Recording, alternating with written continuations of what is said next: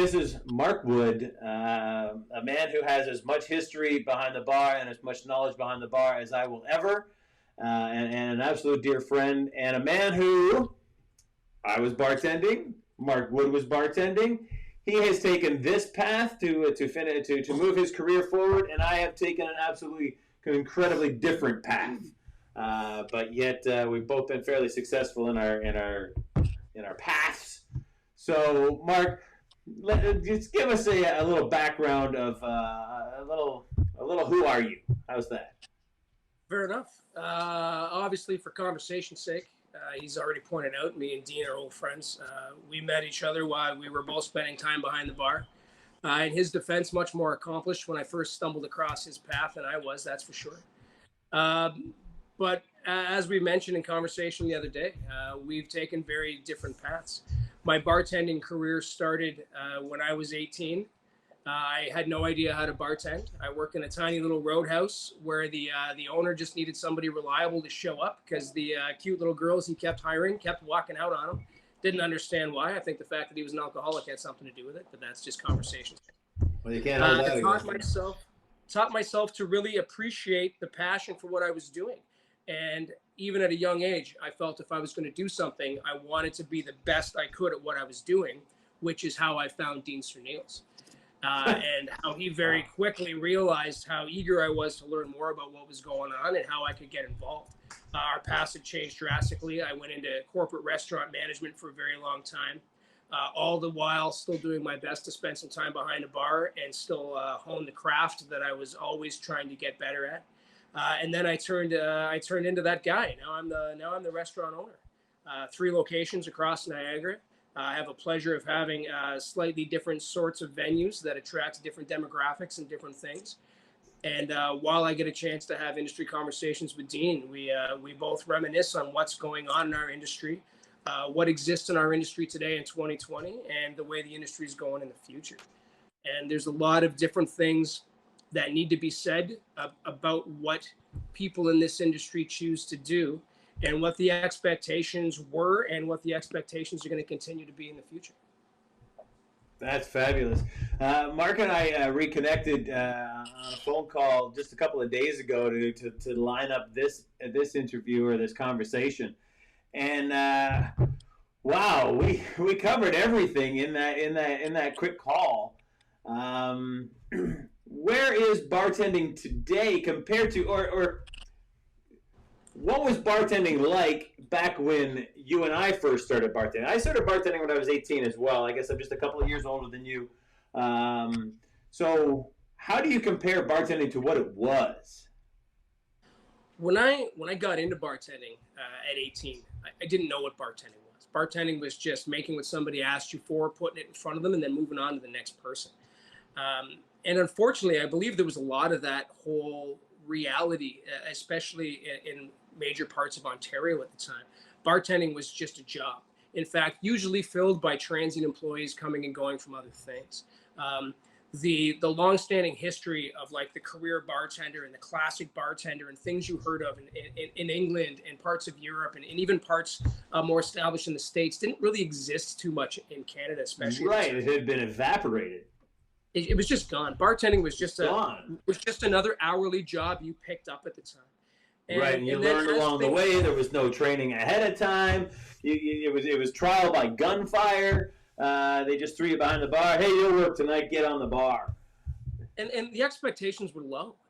Back in an era where responsible alcohol service wasn't even a concern. Nobody cared. The consequences were minimal. Even if the consequences weren't minimal, I don't mean to downgrade them. The general society didn't care. There are regulatory bodies in Ontario, the likes of which may or may not exist in other areas of North America where people might be watching this. But things have changed drastically. And it wasn't until trends started to change throughout parts of North America, very much prompted by yourself and businesses and people like you that wanted to bring the art of bartending back and turn it into something that it should have been all along, that people started to pay attention to what was happening. Right. And it was easy to see what was going on as people started to create expectations and personalities.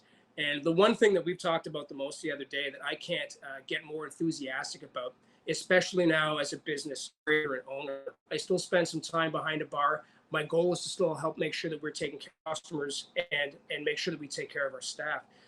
But the reality here is people go out now for different reasons. Right. In a blue collar society, people used to go out because it was just a habit. You went by your local bar on the way home from work and you drank a beer, probably a shitty beer, and you didn't care. You drank what was on sale. You went about the rest of your day, and everybody was happy.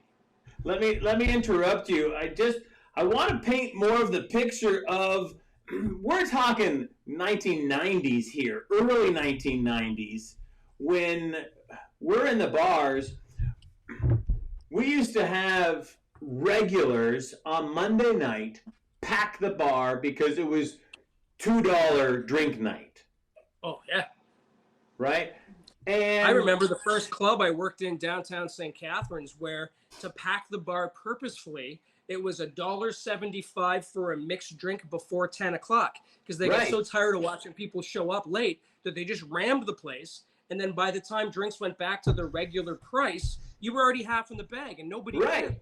And then on Tuesday night, all as fast as you could. Tuesday night, the bar across the street would be $2 Tuesdays, and that bar would be packed. So there was no loyalty from bar to bar.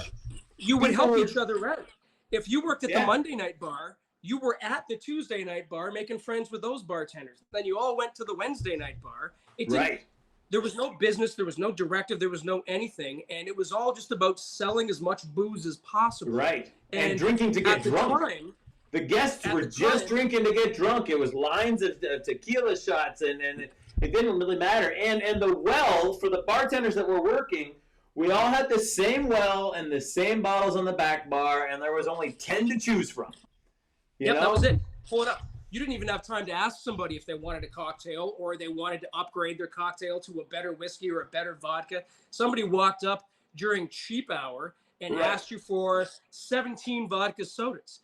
And your job was to get them out as fast as they could. And I'm going to be honest with you. I've never been an attractive 21-year-old female. So all stereotypes aside, I became a popular figure in bars in the Niagara area because I could make drinks faster. So the first skill set I learned behind a bar that got me into this industry and got me well known for this industry was my ability to smile and potentially make fun of somebody while I was pouring 14 drinks at a time. Sarcasm and speed will beat boobs anytime, right? So for every super cute girl you got behind the bar that's bringing guys in, you have to have somebody that can pick up the slack pouring drinks. It was the case in the late 90s / without giving away my age completely, I guess my first bar shift would have been in 1993. So you can edit that out of the conversation if you need to. My first bar shift was 1989. I didn't even know they had alcohol in 1989. Yeah, I know. I was still in high school. I was actually still in high school. This is my first bar job. One of my first jobs. Long story, but I was pumping gas. Remember when there was actually an attendant? Yes, people used to do it for you. Yeah. I was one of those guys, and it was a cold winter, and the suggestion came in, why don't you try the bartending? So I did. I took a bartending course and stumbled into my first bar job, still at 18.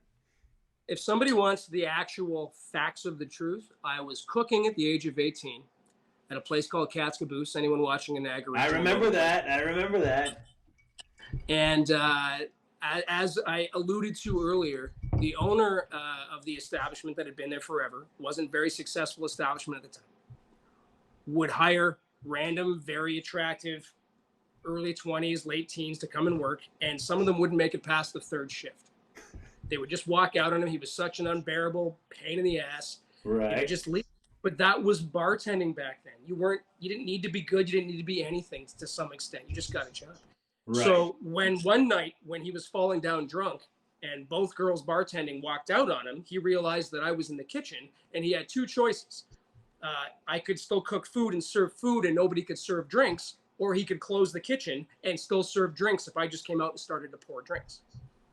So I started pouring drinks. That was the beginning of your legacy, huh? We poured him into a cab, sent him home, And that Nice. was my first bar shift in a building by myself. No training, no extra bodies, no help, no nothing. I worked my first bar shift ever as a human being in a building with no other employees or management or ownership in it. And you left the back door unlocked as you left because there was no one else to lock it. I got to be honest with you, I don't even know what I did that night because there was probably a couple shots involved from some regulars that were like, hey, you got promoted to bartender. I'm like, I'm not sure this is a promotion yet, but thanks for the shot. Let's have a conversation. We'll chat later. Wow. And yeah, here I am 20-something years later having a conversation with one of the signatory bartenders on the continent about how things happen in the industry. It's so amazing to have watched this industry evolve. And I'm so sorry I cut you off as you were kind of explaining that. But you and I, I have to tell a story because I tell this story all the time, Mr. Wood. So I have my office bar, and I have guests that come into the bar, and I pop caps off of beer bottles or ginger beer bottles or anything carbonated. And I don't know if you remember this story, Mr. Molson Export. I actually tried to decide if I should bring an export on your show tonight because I already believe the people at Molson owe me so much money that I can't even put into it. The only reason they still make this garbage is because of me, for the record. Continue. I was a Molson Export guy, too. I didn't like it. It's just that everybody else drank Canadian, and I wanted to know which box of beer was mine. That's correct. So Mark walks into the bar, and there used to be, I hope you remember this. I don't know if you do or not. I was working at the Great Canadian Bar and Grill and Bar, Mark Bolton. You had the bucket up on the top shelf in the corner. That's the one. Of course I remember. I've been telling this story like every group that comes through. There's a row of buckets, just like these bottles behind me, a row of Corona buckets. And Mark walks in, and I love to pop a beer cap. You've probably seen it on my shows. And I point to Mark, I point to the beer cap, and I point randomly at one of the buckets. I have no intention whatsoever of hitting that bucket. But I pop off the cap, and Mark does not know that I don't have intention, and damn it, I hit the bucket. Lands it right in, and Mark's like, oh my Lord.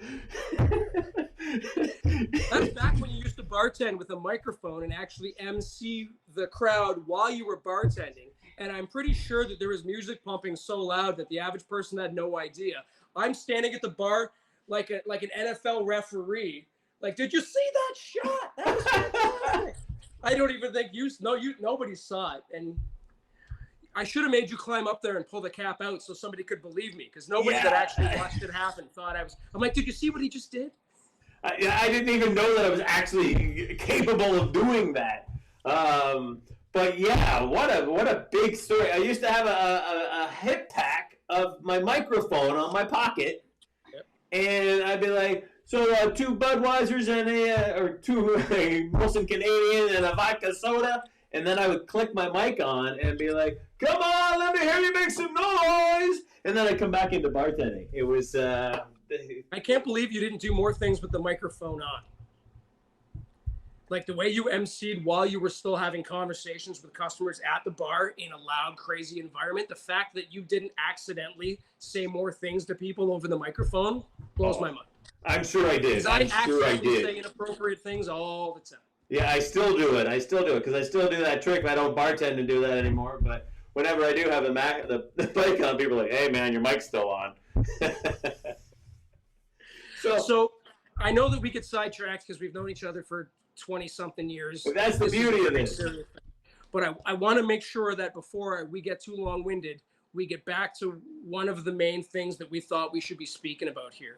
Thank you very much, Mark Wood, the host of the show. I love it. Take it. Realistically, one of the unique things I bring to the table these days with what I've done in my resume is the fact that I've moved from bartender in local roadhouse to independent through corporate bartender, through corporate manager to independent owner is a better understanding of what the expectations need to be of people that still do this job for a living. I think that too often there's a divide, and there was a divide in this business for a very long time between your local place where you went to and everybody was too casual, to your fine dining or professional place where you went to and everybody was very robotic and scripted and things weren't going. Yeah, and even the corporate bartending has become very robotic as well, where you have to follow your steps of service and whatnot.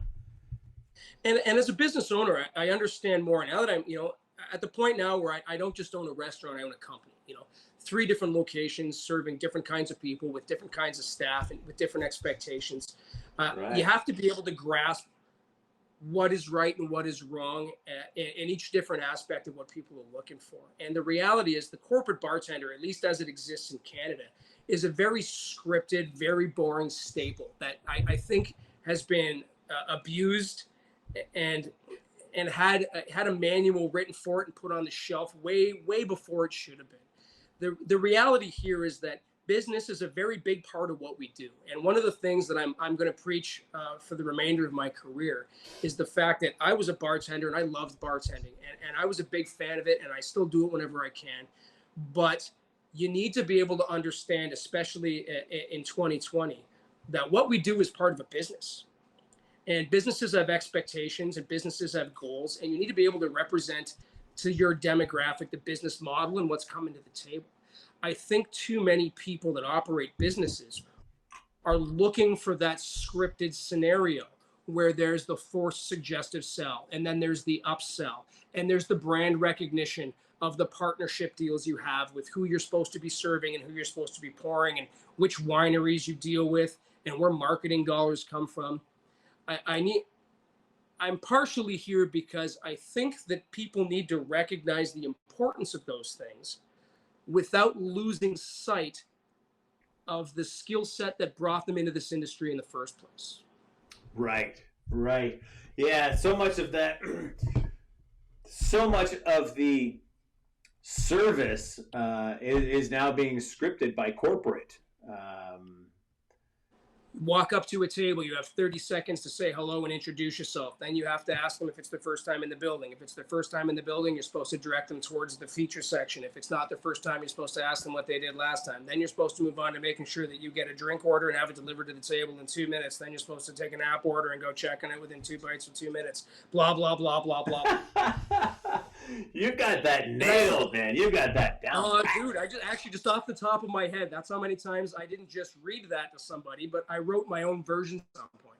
Right. And I say it in a mocking fashion, understanding that there's real value in that and those expectations. Right.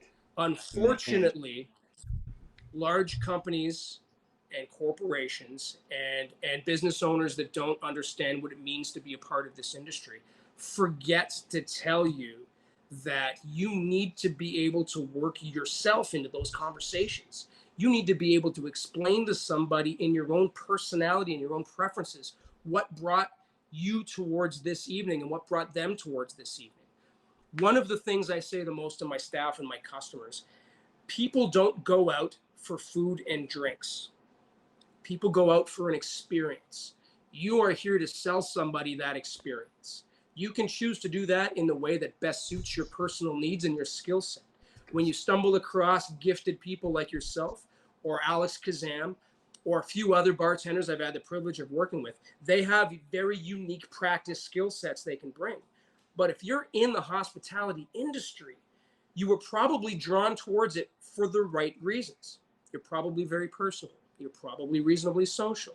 You probably get along with people. You're not shy. You know how to talk to somebody. You know how to start a conversation. Most people in this industry don't know how to end a conversation, but that's a whole different skill set. True story. I'm a big fan of the one-liner. If you got to walk away from somebody, you just got to drop the one-liner real quick and then turn and just make the 180 while they're still laughing. Stick and move. Yeah, that was an old Jack Astor's thing. Stick and move. Short conversations and move on. Short conversation. And that's so ingrained in me that I still do that, and I get in trouble because I can't engage in a longer conversation with someone. I do it at home with my wife when I'm just washing dishes. I drop the one-liner and walk away like somehow I don't have to finish doing dishes just because I was funny on the way out of the kitchen. Right. 30 years of practice will turn you into that guy, which is 99% entertaining and 1% a pain in the ass if you're a husband. Right, right, and dear Allison is learning the same of me here. God bless her. But yeah, as we discussed, and I know that you have, we have similar paths to some point in our early careers, because I know you spent a long time with Jack Astor's, and you got Right, to give Jack Astor's a lot of credit sure as do. as a great as a great corporate birth in North America and Canada and North America. They actually gave a lot of credit to the bartenders, and they gave a lot of freedoms to the bartenders, and They they did. helped They create. built a lot of their business on the backs of the bartenders by giving them uh, just giving them the control of the bar, and then hiring bartenders to be big personalities, allowing them to flair and to draw customers to the bar for the bartenders. So Agreed. certainly a lot of my success it comes from my teachings from Jack Astor's and John Harper. So And that's fair, and you can't, they were one of the first people to try to understand the balance between that, between creating a big personality and creating an atmosphere and creating an experience. And for all the foresight of the people that created that, there's still that whole division of corporate restaurants that still want to hand you a script and hand you what you have to say and tell you that we want you to be yourself, but you can only be yourself when you're not saying this line and this line and this line and checking on this and checking on this. right. And if you're in a reasonably busy establishment, sometimes it's tough to get through the corporate checklist still acting like you have a personality. And for all the credit I will give Jack Astor's, and I don't mean to single them out, I think they did a better job than most corporations finding a balance. 100%. Yeah, I totally agree. I couldn't give them enough credit for that. But as a big corporation, you're still being headed up by a manual that was written by somebody in HR that graduated with a marketing degree 6 weeks ago, that's never spent a day in his life even in a bar having a drink, let alone behind a bar, understanding what it means to be the center of attention in a social environment. Right. Yeah. There was a time when we would be scolded behind the bar because we didn't start the conversation with a handshake, and I always like to end the conversation with a handshake. So it started just like you were walking up to anybody else's bar, and we'd have a great conversation, and we'd serve and everything else. And by the end of it, my goal was to become friends with whoever it was at the bar, and then say, "Hey, my name's Dean. Come on back and see me." And that's when I wanted to deliver the handshake because that's how it worked for my personality. But we would be scolded for not starting the conversation with, "Hi, my name's Dean." Which normally, like, you probably have the skill set, you spent enough time entertaining and the magic, and you understood how to control more of your charm and charisma to be able to force it in certain situations. Right. And if you have that skill set and someone says you have to shake a hand when they walk in the room, maybe you can deliver that non-awkwardly. But 99% of the people on the planet, when they're being forced to do physical social things based on a piece of paper, they deliver it in such a robotic way, it's almost tough to bring them back to your personality at that point. So I appreciate the exact adaptation that you made by making sure that you still tried to incorporate what they wanted, but you did so in a fashion that better suited your personality and better suited Right. your conversational skill set. Right. And I would, like I said, we get scolded if we did it my way because it was reverse of what we were supposed to do. But that was 20 years ago, and they've certainly evolved since. It's not as robotic now as it was, as the industry has kind of been evolving and learning how to A, raise the game, and B, deal with a difficult group of people to hire. When you're trying to hire personality, where do you find them all? Yep. I couldn't agree with you more. You have to, people obviously in this industry, especially as we're discussing bartenders, like the amount of personality that you need to have and the desire and the charisma you need to have to even engage yourself in wanting to do this for a living creates a situation where you've got something that needs to be delivered to the guest. As I said, and I can't say the word enough, the experience of the guest. We can say, and I'll go back to the statement, if somebody just wanted food and booze, they would swing by the grocery store and pick up a 6-pack on the way home. They don't just want food and booze. They don't just want a beer. They don't just want a burger. I don't care if it's burgers and fries or if it's filet mignon. It doesn't matter what they're here for. They could make it or get it delivered to their house. They're not coming out because they're hungry. They're not coming out because they're thirsty. They're coming out because they want to engage in an experience, preferably a social one. And you need to understand, especially in 2020, I don't need to say this, there's less people going out. Costs and everything are going up as the world becomes the place it is today. You need to be able to give people value. And the perceived value for something shouldn't be the meal. You shouldn't walk out and say, it's the human connection now. I couldn't agree more. You can't walk out and say that burger wasn't worth $18, that burger wasn't worth $13, that burger wasn't worth $25. You can have somebody drive it to your house now. I can't believe the amount of people that pay Skip the Dishes and Uber Eats to bring stuff to their home at the cost and the inflated cost and the gratuities. I just don't understand that. And admittedly, that's just me. And obviously, I've always been a big fan of the part of the personal connection when you leave the house. But that goes to show the difference still. If someone just wants to eat at home, eating at home has never been easier. If they're sitting at the bar in front of you, you can guarantee, I don't care what bar you work in, I don't care how nice it is, I don't care how shitty it is, I don't care if it's a roadhouse with 10 people in it, I don't care if it's a nightclub with 5,000 people in it. They're coming for an experience, and you are part of that experience. Right. Yes. Yeah, they want to have a conversation with a human on the other side of the bar. Whether it's an elbow bump, a fist bump, or a handshake. You know, they want someone to direct their conversation and to introduce them to something they've never had before. It could be so much as a suggestion of something that you do very well that they've never tried before. It could be as simple as an introduction between them and the person beside them. So now they can engage each other in a social conversation while you're getting your ass kicked doing something else. But you need to know that you haven't seen, if you bartend today anywhere in North America / the world, nobody is sitting in front of your bar that didn't come out for something different than food and drinks, and don't pretend that's why they're at your bar. So you're saying that they don't show up to the bar just because they're thirsty or hungry, because they could go to any bar whatsoever. They've chosen your bar for a different reason. Not even a bar. If you're just hungry, you can go to McDonald's. You said it yourself. You just skip the dishes, get something dropped off at your house. If that's where you're at, you don't want to leave the house, that's great. But there's no reason to walk into a public establishment unless you expect something more than food and drink. And you're the reason. You are the person. You are who they're now sitting in front of. I don't care if they knew your name before they walked in, but they better know your name when they leave, because you're there to deliver them something that they didn't expect, something that they will look forward to. And there's a lot of other places in whatever town and whatever city you work in that are doing the bare minimum. Don't read the script. Don't just try to be personality.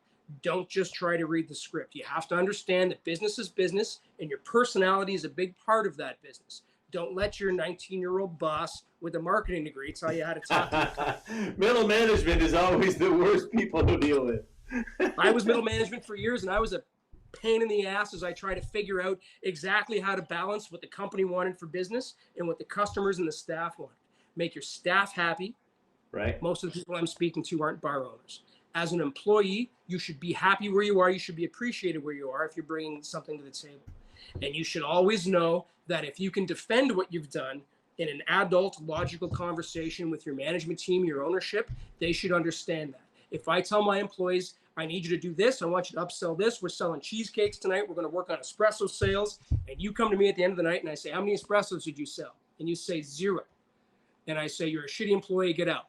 The correct response is, actually, Woodsy, I sold 6 of these and 7 of those, and these people did this. I read my customers properly. I brought them what they wanted. They all walked out and said, we can't wait to come back. I'll see you again later. Business is not going away. This is a business. People need to make money in this industry, or the industry doesn't exist. Don't allow a set of rules to distract you from being the personality that got you the job in the first place. Right. So you've been a manager for many, many years, a couple of decades now. When you're looking to hire someone, so let's assume someone's watching this that is wanting to get into the industry, wanting to be a bartender in 2020, how do they get a job with Mark Woods? Personality is key. And there's a lot of quotes surrounding, you can teach people how to pour a drink. You can teach people how to memorize a recipe. You can't teach people personality. Having said that, if you have personality when you come to the table, that's not the only thing. You need to learn how to control your personality, how to make your personality fit the environment. There's a lot of things that have to happen there. But if you're coming in here and you're looking for a job at any one of my establishments, you need to be personable. I hate the phrase people person. I can't stand when someone tells me they're a people person. Unfortunately, if you're alive on the planet in 2020 with the 65 billion other people that live on the planet, you got to be a bit of a people person or you wouldn't even be standing, let alone walking into my restaurant. You need to be personable. You need to understand how to engage in conversation. If you're walking into an interview anywhere and you're hoping to get a job, you better be prepared to make a conversation. You're not there just to answer questions the same way you would have to interact with a customer. I expect you to be engaged in the conversation. I actually expect you to lead the conversation.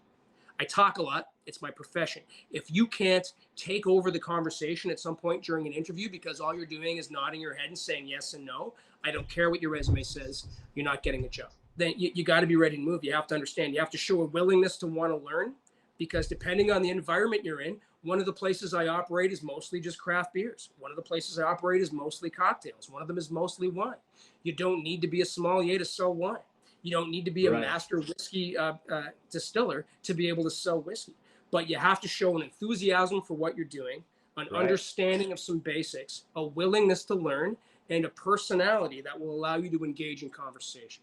If you can overtake a conversation for me, as we're proving is not very easy, there's a good chance I'm going to give you a job. You know what? I want to hear from you. You know, I get to listen to myself talk all the time.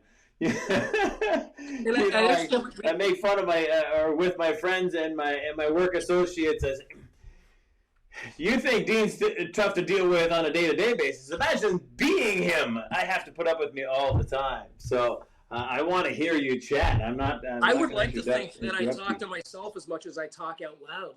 But it's one of those things. You need to be comfortable in a lot of situations. You need to be comfortable talking with a lot of different kind of customers about different situations and different things.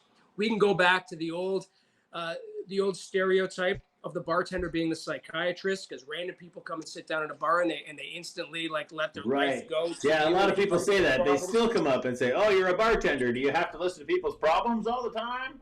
Yeah, I find that's a little bit less in the modern age, but it's still a thing. Some random people come out drinking occasionally because they've had a bad day, and again, they're not out because they just want to drink. They've had a bad day and they want to talk about it, but they don't want to talk about it with anyone they know. Or they just want to engage with someone else. They just want to engage in a conversation outside of whatever their bad day was. They just want to forget that bad day and just, tell me a joke or whatever. It doesn't have to be anything. It's just acknowledge me as a human and let's have a different conversation than all the crap I've had to put up with today, whatever your day might be.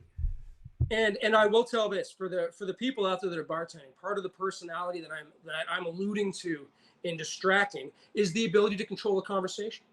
Right. If someone's sitting down at the bar and they're doing nothing but bitching about their day, if you're letting them bitch about their day half an hour deep, if you're walking into the kitchen going, "Oh my God, I can't believe that guy's still bitching about his day," it's because you let him lead the conversation. If you have a personality and a positive personality and understand what's going on in your space around you, you should have been able at some point to direct him away from that and have him talking about something else. I don't care. So what would you do? What kind of tricks would you throw in to say, to give advice to the person on how to steal that conversation away so they can stop talking about their bad day? What would you do? You have to pick up on real things and real activities and real action. When you're speaking to somebody that's talking and leading the conversation about what's going on, this isn't a shitty Adam Sandler movie. I suddenly just can't be like, "Oh, there's a squirrel, and now we're going to talk about squirrels." That's just not a thing that actually happens in real life. Because if someone's been at your bar that long and they're having a conversation, you've actually already come up with a few things in common with that person. It could be what they're drinking. There's a good chance you have a television on wherever you are.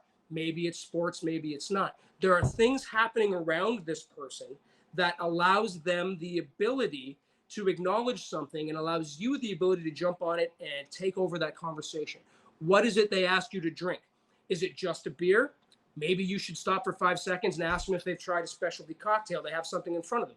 Maybe what you also have is a whiskey. Okay, great. Are you a whiskey expert? Are you not? Do you have a favorite whiskey? Maybe now you steer the conversation towards what they're drinking. And you don't even have to be an expert in any of it. You just have to have a couple of talking points. Angus Winchester used to talk about having your upsell, just know 1 or 2 points about whatever you're trying to upsell. You don't need to be an expert on whiskey to suggest it. I find one of the greatest conversations, especially now with what's going on in sports in 2020, is the few sports that still exist, which for the rest of the world may be mad at me, is soccer still on. I think soccer is the most boring thing on the planet to watch. I would literally rather watch paint dry. Having said that, my ignorance and hatred of soccer is still a conversational topic. Are you watching the soccer game while you're bitching about what happened at work today? I say, hey, man, do you watch this? Is this one of your teams? And then he goes, oh, yeah, I've been watching this for 5 years. And then I lead with, I can't stand the sport. I need you to convince me why I should watch it some more because everything about this is driving me crazy. And then suddenly the day doesn't end. You've just handed the conversation to your guest, and you've certainly given them something to talk about that's not focusing on whatever they brought into the room. Agreed.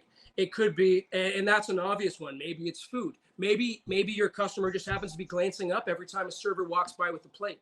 Hey, man, have you seen that before? Oh, I'm not that hungry. You might not be hungry. I imagine you work around here, you live around here. Here's what the menu looks like. Now let's engage you in a conversation about food and the menu. I don't care if you're hungry. I'm not trying to sell you anything, but I've come up with a new conversational topic. Maybe there's a song on. I see you humming or moving your lips to because you're a big fan of Taylor Swift, and I'm a closet Taylor Swift fan. And I say, hey, man, don't tell anybody. I also love this song. And now we engage ourselves in a 20-minute conversation about what an idiot I am because I'm a Taylor Swift fan. And I don't care. So for reading the guest for you, reading the guest is really just watching the guest. Of course. There's so many interactive things happening around you at any point. I don't care if you're sitting if you're at a bar and there's only one person at your bar and they're the person you need to engage in that conversation. A noisy car drives by, a song changes, a commercial comes on. Hey man, you tried that? That looks fantastic. There are so many ways you can find a way to alter the conversation, which is the biggest part of the skill set. It goes back to the conversation about the personality that probably brought you to this in the first place. You didn't get into bartending to listen to people bitch about their day at work. Right. So let's expand that out. What if you have a busy bar? Maybe there's more than just one guy sitting at your bar. You've got a bar full of people. How do you still engage with people at that level when you've got this multiple conversations going on? It's a different scenario. Obviously, there's different levels of busy and different things that could be happening. But you have to appreciate the proximity that person is to you. What's happening here? Is this one of these one-liner moments where every time you get to the far end of the bar, you have to drop a quick one-liner about where they're at or what's going on? Or, hey, did you see the shirt on that guy that just walked in? Or are they close enough to engage you? And a lot of times when people are sitting at the wood, they're close enough to be verbally engaged when you're around the service area, which if you're in a busy establishment is where you're going to spend most of your time. So if there are people around your service area, you can engage them in conversation still. That doesn't need to be consecutive conversation. They'll recognize when you're walking away if you can't drop the pick and roll and the one-liner, but you can always come back and pick up a conversation. Having said that, we go back to an earlier point where the lost art is actually engaging your customers at the bar together, introducing them to each other, which is exactly easier. Where I was going to take it. I wanted to take it there where you introduce them to each other, and then you become the third point man on the conversation. When you're not responsible for leading the conversation, only occasionally interrupting it with something that you think is a genius point, which is probably useless, it's easier for people to enjoy themselves. And now they're less reliant on you. You're now you can stick and move. Yep. You're not having 3 individual conversations. You're actually now guilty of interrupting the one conversation that exists from the people at the bar that need to know each other. Occasionally easier if you have maybe a regular at the bar and a stranger, maybe 2 strangers. If you have a stranger at the bar you've never met before, one of the first things that should come out of your mouth is, hey man, where you from? Haven't seen you here before. Oh, great. Hey Joe, have you met Johnny here? He's just passing through town. This is what he does for a living. We're just knee deep in a conversation about how much I think soccer sucks. Would you like, it's that simple. You need to spend more time assuming that the people across the bar from you is somebody that you know and somebody that you're comfortable talking with. Right. Obviously, as we've discussed in the past, no politics, no religion. No politics, no religion. And gosh, this has been a tough weekend to observe that. Yeah, so let's assume that nobody on the planet observed that for the last 14 to 21 days. That's fair. Right. So Allison and I were just kind of making some eye contact. Allison is a stylist. She's a hairstylist and a damn good one at that. And yeah. Well, she's done great work with your hair, Dean. She should be. Well, yeah. If only I could keep it in place, you know. Yeah. But what we're talking about, and it's really something that I think I did with my career, and I find a few bartenders doing with their career, but I would like many and all bartenders to do with their career that stylists or hairstylists do, barbers do. They create a clientele. And bartenders don't traditionally create a clientele. The clientele comes into the bar and gets whatever bartender they've got.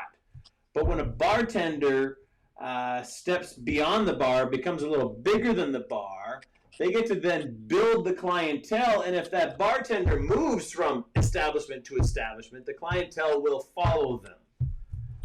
One of the things that made me a reasonably popular and successful bartender in this area when I was younger was that exact thing. You become a personality. You become something that the customers are drawn towards regardless of the environment. And I picked up a lot of secondary and additional jobs in my early 20s bartending from people that wanted me to work at their establishment because people came to see me. I don't have the skill set that a lot of bartenders would potentially have, especially when I was young. Like I say, I didn't get started in any grandiose fashion by any means, but I cared about the craft. I wanted to be better at what I was doing. And I engaged people throughout the entire learning process about what brought them into my place, made them want to come back, and made them feel welcome. And that turned me into a commodity as far as bartenders went. Admittedly, it was long enough ago that most people that are in bars downtown these days won't remember me, which frankly is probably in everyone's best interest. I'd like to thank the internet and smartphones for not existing in the late 90s. That probably goes a long way for me still having a career. Yeah, hallelujah to that. Cheers to that. Absolutely. Cheers. Wow. There was that one lip sync competition. I'm glad there was no smartphones there. But what you're saying and what you're alluding to is perfect. And you mentioned it to me the other day in conversation, bigger than the bar. Be bigger than the bar. That's my new motto. I'm going to make that. It leans so heavy on what I'm getting at. What I'm getting at is that it's not just, don't just be the person they hired. Don't just be the person that reads the manual they handed you, assuming that you're anywhere that even has a manual. Be better than that. That's even gone. We've gone a full circle here. We did too much of the manual, and now we're back to so many individual bars and restaurants not having a manual. You don't need to be an expert at everything. You just need to be able to have an honest conversation about everything.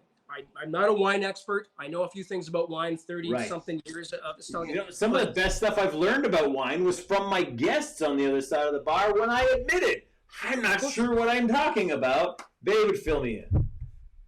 People, your career path, if you choose to stay in the hospitality industry, has so many possible roads.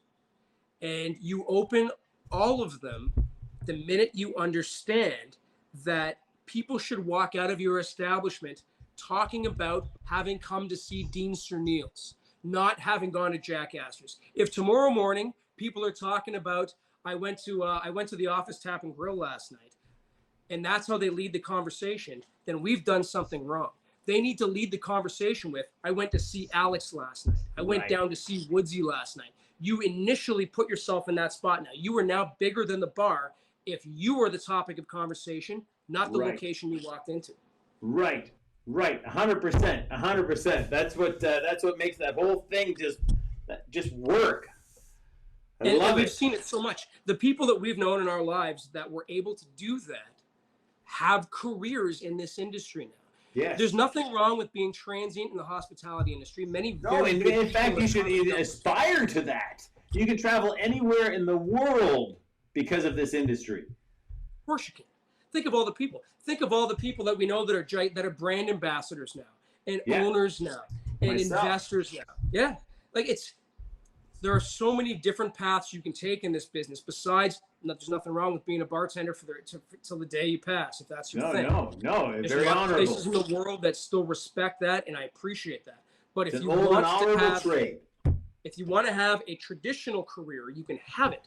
But it all starts with you recognizing that the only way to rise above where you're at in the industry is to become that employee and become that person, and become that personality. It immediately and instantly creates a magnetic draw to you that everyone else in the industry will appreciate and set you up better. And I don't care if you want to be in this industry for the rest of your life or not. A lot of people have made it very clear that having something in this industry on your resume makes you a better employee in many different fields. You learn things, you see things, you understand things Absolutely. that the average person would never be able to deal with. The problem-solving skills, the communication skills you need to have in 2020.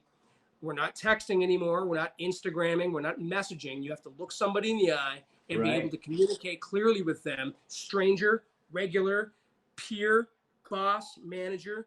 The skill set you will learn in this industry is unmatched anywhere else on the planet. I have watched so many of my friends that have moved into other industries, be it sales and all kinds of other fabulous, great careers because of working behind the bar.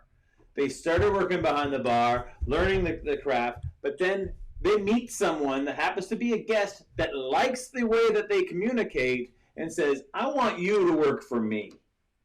And that person gets plucked off the bar and off they go around the world. I couldn't agree more.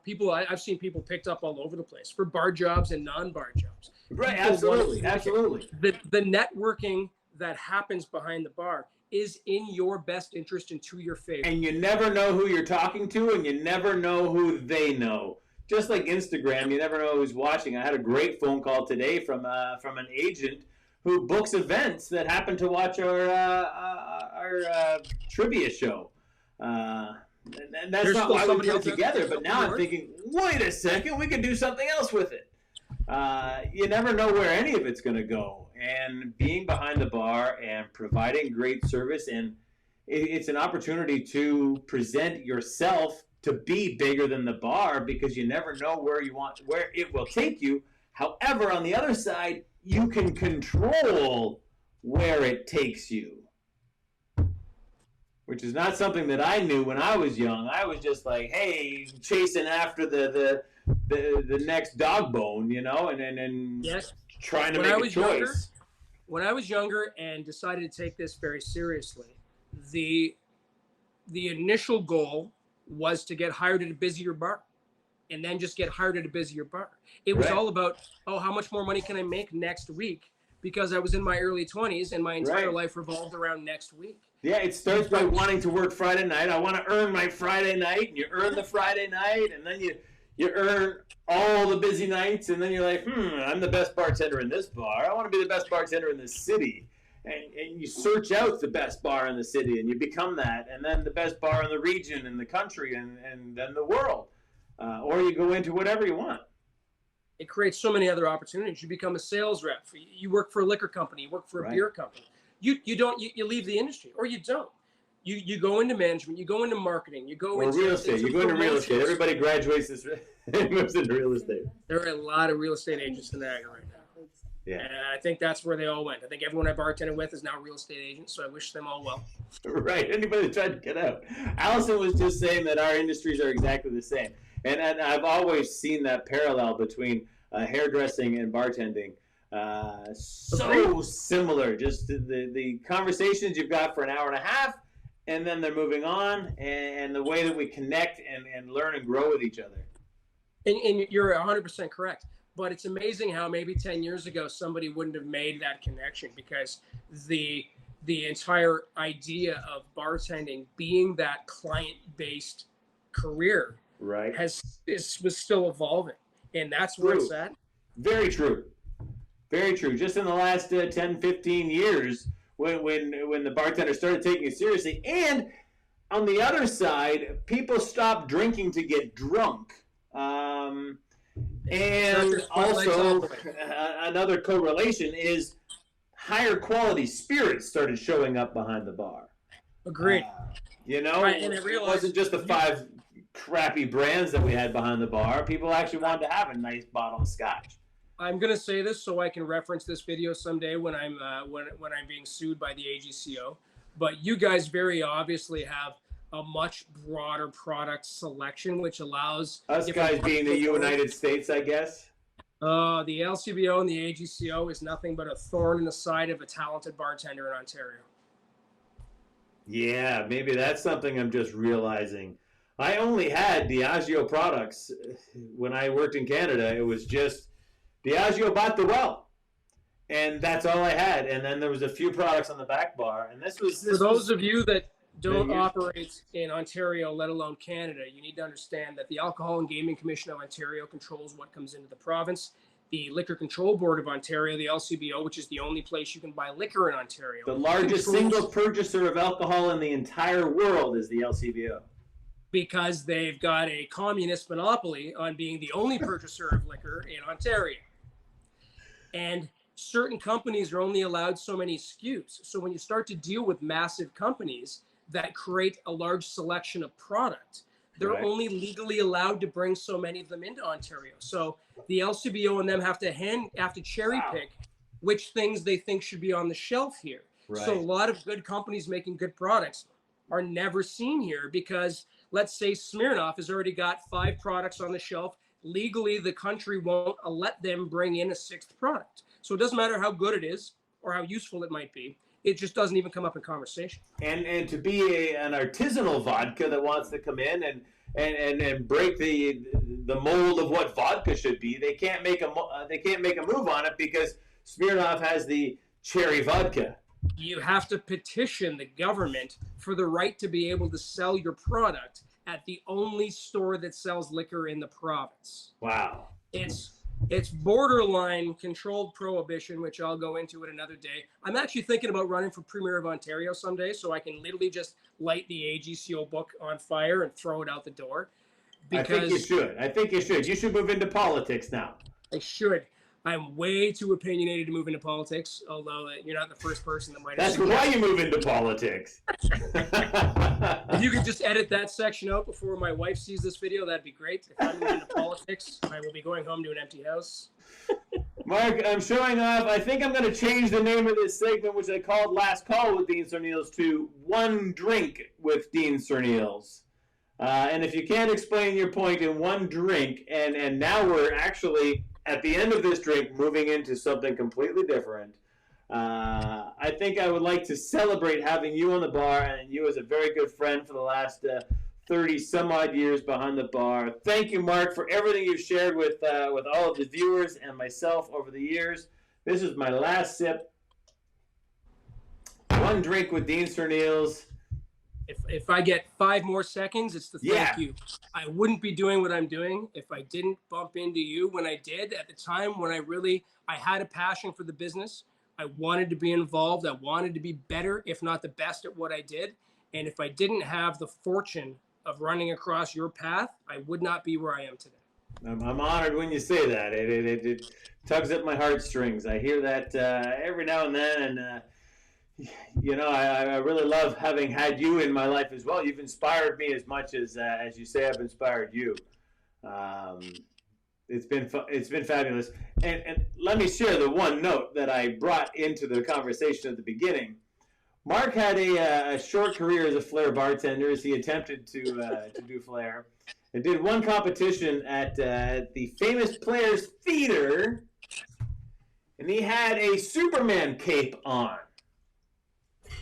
And it's so funny, Mark. I was at a competition just last Friday, and I tried to flare behind my back, but I had a jacket on, and I totally messed up the move because you had a Superman cape on. You couldn't do your behind the back move, and that taught me to never flare when you've got a jacket on or a Superman cape. It should just teach you to make sure that you practice with whatever costume on you plan on wearing at that time.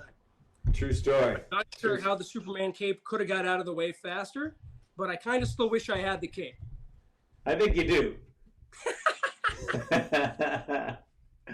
Mark, thank you very much. Thanks for being such a great force in Niagara and creating so many fabulous jobs for so many fabulous people, giving Alex Kazam a new stage to work from. Thank you very much, and thanks for being a dear friend of mine for so many years. Cheers, So, Sue. cheers to you. Thanks. We'll do this again.